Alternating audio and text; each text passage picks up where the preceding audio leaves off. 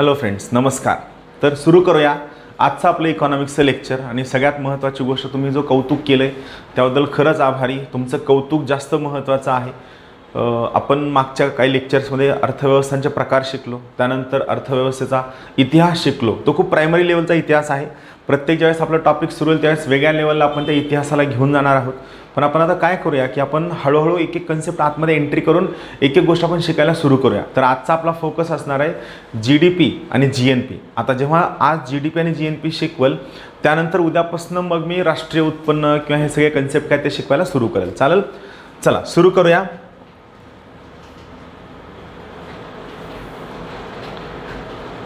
तर जेव्हा 1952ला पंडित जवाहरलाल नेहरू यांनी पंचवार्षिक योजना आणण्याचं ठरवलं, तेव्हा पंचवार्षिक योजना आणण्याचा मेन उद्देश काय होता? Rapid socio economic development.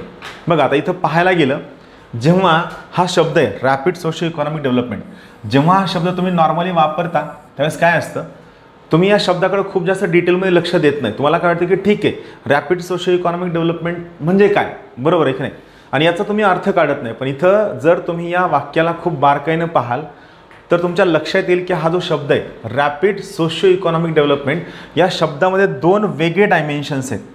पहिलं डायमेन्शन आहे ते आहे रॅपिड. तुमची आर्थिक विकास कसा असावा? रॅपिड असावा, स्पीडनं असावा. दुसरं काय आहे? दुसरं आहे सोशिओ इकॉनॉमिक डेव्हलपमेंट. तुमचा विकास कसा असावा?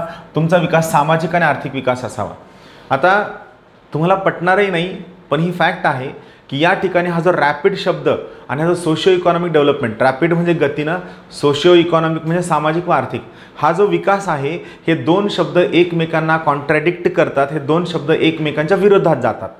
कसं? तर सिम्पल कन्सेप्ट आहे. जेव्हा तुम्हाला रॅपिड विकास हवा असतो, म्हणजे तुम्हाला गतीनं विकास हवा असतो, आपण महाराष्ट्राचा एक्झाम्पल घेऊया. समजा तुम्हाला गतीनं विकास हवा असतो, तर त्यावेळेस काय कन्सेप्ट असतो?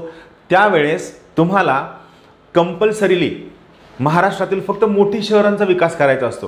पुणे, मुंबई, नाशिक, औरंगाबाद, नगर, अमरावती, नागपूर, वर्धा या शहरांचा विकास केला की तुमचा काय होतं? वस्तू आणि सेवांचा विकास खूप स्पीडनं वाढतो. आणि तुम्ही जर फक्त याच शहरांवर, म्हणजे राज्य सरकारनं जर समजा याच शहरांवर स्वतःचा सर्वच्या सर्व महसूल किंवा रेव्हेन्यू खर्च केला, तर ऑटोमॅटिकली असं होतं की या शहरांचा विकास होतो, वस्तू आणि सेवांचं उत्पादन वाढतं आणि मग तुमचा GDP वाढतो, तुमचा ग्रोथ काय होतो? रॅपिड होतो.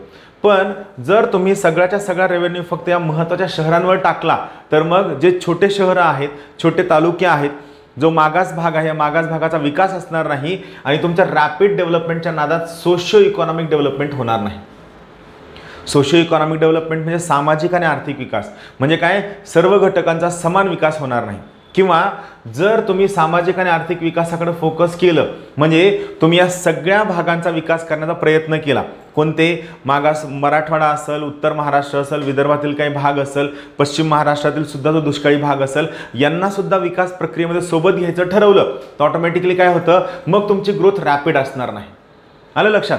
सो इथं लक्षात ठेवा, रॅपिड आणि सोशिओ इकॉनॉमिक डेव्हलपमेंट हे दोन शब्द कसे आहेत? कॉन्ट्रॅडिक्टरी आहेत.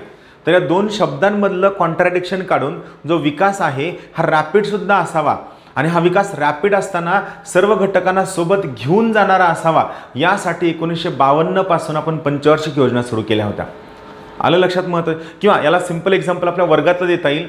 वर्गामध्ये शिक्षकाचं काय म्हणणं असतं की मी जे शिकवतोय हे वर्गातल्या एकदम कमीत कमी बुद्ध्यांक असणाऱ्या विद्यार्थ्याला, कमीत कमी इंटेलिजन्स कोशंट असणाऱ्या विद्यार्थ्याला सुद्धा कळावं. यामुळे शिक्षक काय करतात? खूप स्लो शिकवतात. पण जेव्हा शिक्षक स्लो शिकवतात त्यावेळी काय होतं की वर्गात पहिल्या बेंचवर बसणारी जी अत्यंत हुशार मुलं आहेत त्यांना वाटतं, अरे हे काय बोरिंग चाललंय, हा एक्झाम्पल का देत असेल सर, याचा उद्देश बघा. मी हे एक्झाम्पल सांगत असताना सुद्धा खूप लोकांना वाटत असेल की सर पटपट पुढं घ्या. आलं लक्षात? म्हणजे ज्या लोकांना स्पीडनं हवा आहे, स्पीडनं आपण गेलो की सगळ्यांचा विकास होणार नाही, आणि सगळ्यांचा विकास करायला गेलं तर स्पीडनं ग्रोथ होणार नाही. तर हे कॉन्ट्रॅडिक्शन हमेशा राहणार आहे. तर या कॉन्ट्रॅडिक्शनवर मात करण्यासाठी 1952ला आपण पंचवार्षिक योजना सुरू केल्या होत्या. लक्षात ठेवा, कोणत्याही देशाचं मुख्य उद्दिष्ट असतं आपला विकास कसा असावा? रॅपिडसुद्धा असावा आणि तो सोशिओ इकॉनॉमिक डेव्हलपमेंट म्हणजेच सर्वसमावेशकसुद्धा असावा, असं हे सगळ्यांचं म्हणणं असतं. मग या ठिकाणी आता आपण काय करूया? 3 महत्त्वाचे शब्द फक्त समजून घेऊया. डिटेलिंगमध्ये आपण जाणार नाहीत, फक्त आपण शब्द काय करतोय? समजून घेतोय. ते 3 शब्दांमधला पहिला शब्द आहे इकॉनॉमिक डेव्हलपमेंट, ज्याला आपण काय म्हणतो? आर्थिक विकास असं म्हणतो. लक्षात ठेवा, मी इंग्लिश शब्द जरी वाचत असलो तरी मी मराठी शब्दांचा उच्चार सुद्धा करतोय, जेणेकरून तुम्हाला गोष्टी कळणं सोपं जाईल आणि जे खूप चांगलं मटेरियल आहे इंग्लिशमधलं हे सुद्धा तुम्हाला वाचता येईल आणि भविष्यात जेव्हा आपल्या क्लासच्या नोट्स आहेत त्यासुद्धा तुम्हाला चांगल्या कळतील. तर पहिला आपल्याला टार्गेट आहे इकॉनॉमिक डेव्हलपमेंट. दुसरा टॉपिक आपल्याला शिकायचा तो आहे इकॉनॉमिक ग्रोथ.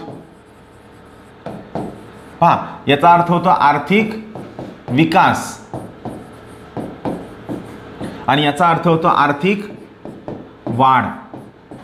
बरोबर आहे. आणि तिसरा आपल्याला शिकायचं आहे जे आहे सस्टेनेबल डेव्हलपमेंट, ज्याला आपण काय म्हणतो, शाश्वत विकास. याला आपण म्हणतो शाश्वत विकास.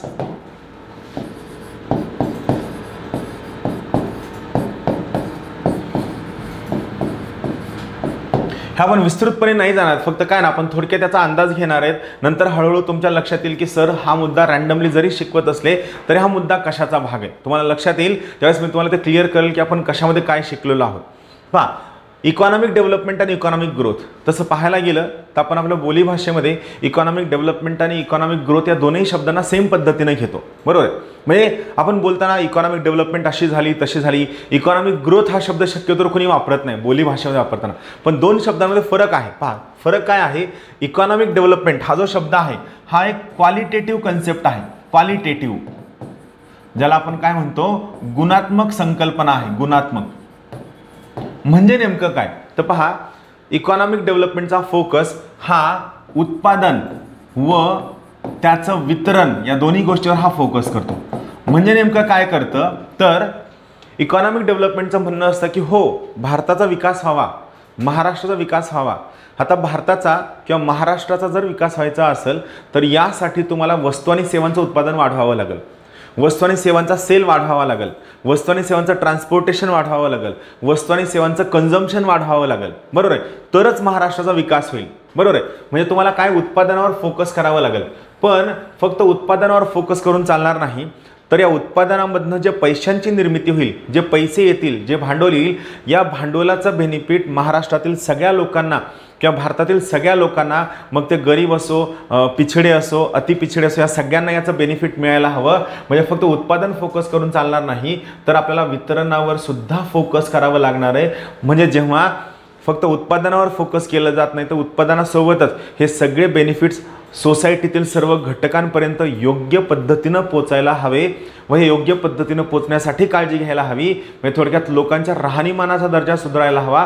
याला आपण इकॉनॉमिक डेव्हलपमेंट असं म्हणतो. आर्थिक विकास. आर्थिक विकास क्वालिटेटिव्ह म्हणजे गुणात्मक संकल्पना आहे, ज्यामध्ये उत्पादन आणि वितरण या दोन्ही गोष्टींवर फोकस केला जातो. चालेल. दुसरा आहे आर्थिक वाढ. आर्थिक वाढ हा कसा कन्सेप्ट आहे, हा क्वांटिटेटिव्ह कन्सेप्ट आहे. क्वांटिटेटिव्ह. बरोबर आहे. म्हणजे यामध्ये फक्त क्वांटिटीवर फोकस केला जातो. याला आपण काय म्हणतो, याला आपण संख्यात्मक संकल्पना सुद्धा म्हणतो. संख्यात्मक म्हणजे काय, यामध्ये जो विकास झालाय हा विकास सगळ्यांपर्यंत पोचला नाही तरी सुद्धा चालेल. जे वस्तू आणि सेवांचं उत्पादन झालंय या उत्पादनाचं बेनिफिट सगळ्यांपर्यंत नाही पोचलं तरी चालतं. फक्त काही महत्त्वाची शहरं खूप श्रीमंत झाली पाहिजे किंवा भारताचा GDP खूप जास्त दिसला पाहिजे. याला आपण इकॉनॉमिक ग्रोथ किंवा आर्थिक वाढ असं म्हणतो. थोडक्यात आर्थिक वाढमध्ये दोन गोष्टींवर फोकस केला जातो. पहिला फोकस आहे उत्पादनावर केला जातो आणि दुसरा आहे नफा कसा कमविला जाईल याकडे मॅक्सिमम फोकस असतो आर्थिक वाढीमध्ये. आर्थिक वाढीचा मेन फोकस काय असतो, उत्पादन कसं वाढविलं जाईल आणि दुसरा फोकस असतो नफा कसा कमविला जाईल. पण या दोन्ही गोष्टी करत असताना फॉर एक्झाम्पल बघा, समजा तुम्हाला तुमची वाढ करायची तर यासाठी तुम्हाला रस्ता बांधावा लागणार आहे.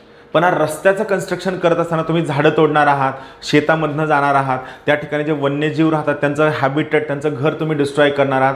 म्हणजे तुमची जी काही इकॉनॉमिक ग्रोथ किंवा इकॉनॉमिक डेव्हलपमेंट आहे, आर्थिक वाढ आणि आर्थिक विकास आहे, ही आर्थिक वाढ आणि विकास ही फुकट येणार नाही आहे. ही आर्थिक वाढ आणि आर्थिक विकास येत असताना त्याची पर्यावरणाला हानी पोचणार आहे. मग ही पर्यावरणाला हानी पोचू नाही यामुळं तुम्ही तुमची आर्थिक वाढ आणि विकास करताना जे काही संसाधनं तुमच्या हातामध्ये अवेलेबल आहेत या संसाधनांचा या पद्धतीनं वापर करावा. या संसाधनांचा या पद्धतीनं वापर करावा की जेणेकरून ही संसाधनं तुम्हाला वापरासाठी तर उपलब्ध असतीलच, पण सोबतच ही संसाधनं पुढच्या जनरेशनसाठी अवेलेबल असतील, त्यांच्यासाठी सुद्धा संपणार नाहीत. याला आपण म्हणतो सस्टेनेबल डेव्हलपमेंट किंवा शाश्वत विकास. म्हणजे काय, संसाधन वापराची अशी पद्धत रिसोर्स वापराची अशी पद्धत ज्यामुळं ही सर्व रिसोर्सेस तुम्हाला अवेलेबल असतीलच, पण सोबतच ही सर्व रिसोर्सेस फ्युचर जनरेशन्सला सुद्धा अवेलेबल असतील, फ्युचर जनरेशन सुद्धा याला वापरू शकतं. याला आपण काय म्हणतो, याला आपण सस्टेनेबल डेव्हलपमेंट किंवा शाश्वत विकास हा शब्द वापरतो. क्लिअर. 3 महत्त्वाच्या संकल्पना आपण एक फक्त इंट्रोडक्शन पाहितलंय, खूप डिटेलिंग पाहितलेलं नाही आहे. सगळं आहे. पहिला इकॉनॉमिक विकास म्हणजे इकॉनॉमिक डेव्हलपमेंट, दुसरा आहे आर्थिक वाढ म्हणजे इकॉनॉमिक ग्रोथ, आणि तिसरा आहे शाश्वत विकास म्हणजे सस्टेनेबल डेव्हलपमेंट. क्लिअर. या 3 गोष्टी या साध्या सोप्या सरळ गोष्टी आहेत. चालेल. आता आपण काय करूया, यांना समजून घेऊया. पहा, सगळ्यात पहिला कन्सेप्ट आहे इकॉनॉमिक ग्रोथ म्हणजे काय, आर्थिक वाढ. हा काय आहे, हा एक क्वांटिटेटिव्ह कन्सेप्ट आहे. मग इकॉनॉमिक ग्रोथ आपण कशामध्ये मोजतो, म्हणजे आपली वाढ झाली आहे हे आपण कशामध्ये मोजतो, तर आपण शिकतो ते GDP मध्ये, GNP मध्ये, NDP, NNP, per capita income, purchasing power parity, हे सगळ्या गोष्टी काय दाखवतात, ग्रोथ दर्शवितात. हे सगळे कन्सेप्ट मी तुम्हाला शिकवणार आहे. पहा, आपल्या टॉपिकचा जो फोकस आहे राष्ट्रीय उत्पन्न, तर राष्ट्रीय उत्पन्नाकडे मी येणार आहे, पण ते येण्याच्या अगोदर आपण काय करूया, आपल्या अर्थव्यवस्थेला सुरू करूया.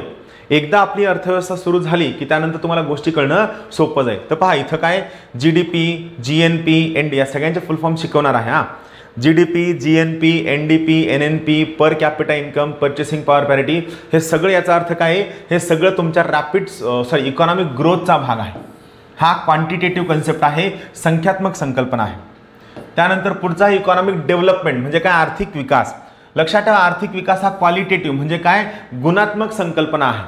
आर्थिक विकासामध्ये उत्पादन महत्त्वाचं आहे, पण जे काही उत्पादन झालंय हे झालेलं उत्पादन सर्वांपर्यंत योग्य पद्धतीनं पोचतं का, या झालेल्या उत्पादनाचा सर्वांना फायदा मिळतो का, हे पाहणं म्हणजे फक्त उत्पादन महत्त्वाचं नाही आहे, तर उत्पादनासोबत जे काही उत्पादन झालंय या उत्पादनाचं वितरण योग्य पद्धतीनं होतंय का हे पाहणं हा सगळ्यात महत्त्वाचा पर्पज या ठिकाणी असतो. मग आपण यात काय चेक करतो, यात आपण राहणीमानाचा दर्जा तपासतो.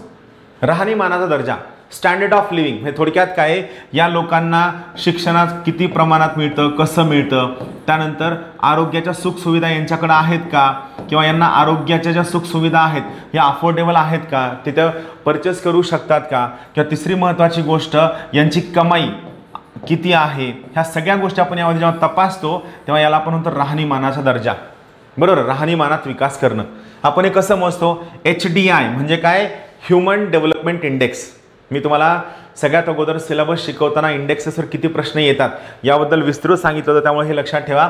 एक आहे ह्युमन डेव्हलपमेंट इंडेक्स, दुसरा आहे HPI म्हणजे ह्युमन पॉवर्टी इंडेक्स, त्यानंतर तिसरा आहे MPI, हे D चुकून आले, MPI म्हणजे मल्टी डायमेन्शनल पॉवर्टी इंडेक्स, त्यानंतर GDI म्हणजे जेंडर डेव्हलपमेंट इंडेक्स, त्यानंतर GEM म्हणजे जेंडर एम्पॉवरमेंट मेजर्स, त्यानंतर आहे PQLI म्हणजे physical quality of life index. आलं लक्षात.